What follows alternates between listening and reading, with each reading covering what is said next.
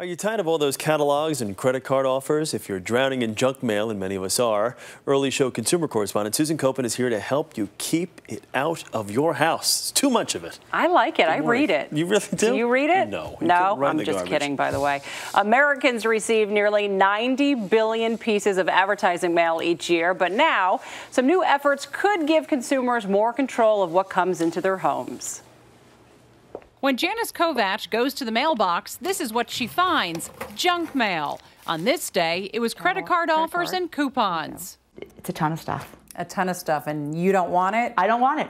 Advertising mail accounts for 59% of all mail Americans receive, but only half of that mail is ever read. All right, we're going out to get our mail. Today's the first day we're doing the project. We asked Janice to shoot a video diary to document all the junk mail she and her family received in a month. Junk, junk, junk.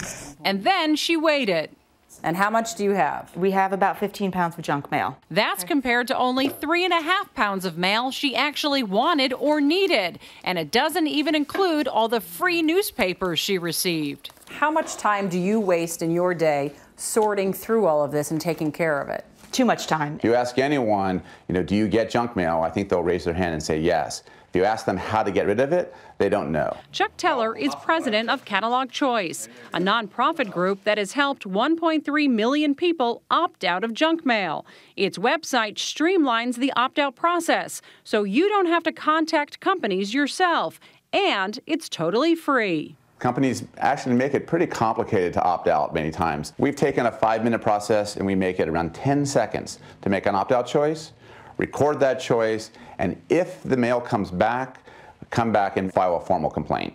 New legislation called the Commercial Privacy Bill of Rights could help reduce the junk mail clutter by limiting the amount of information which is shared with marketing companies. But that's something opposed by the direct mail industry. The Direct Marketing Association says consumers need and want those unsolicited advertisements. Our surveys show that people do like to receive mail. They read the mail. Mail is a very important medium to try and reach them. But don't tell that to Janice Kovac. She wants the junk mail to stop. So what would you say to the people sending you all this stuff? I'm not going to be buying anything. You could save so much more money if you weren't sending this to me. All right, so she had 15 pounds of junk mail in just 1 month. According to the EPA, Americans as a whole receive close to 5 million tons of junk mail every year, Chris. But Susan, how am I going to be able to order those as seen on TV items if I don't get that catalog? Sometimes I flip through the catalogs, but the credit card offers, usually I do one of these things. Yeah, I just kind of shred. We all need a pet egg, right? So how do you opt out?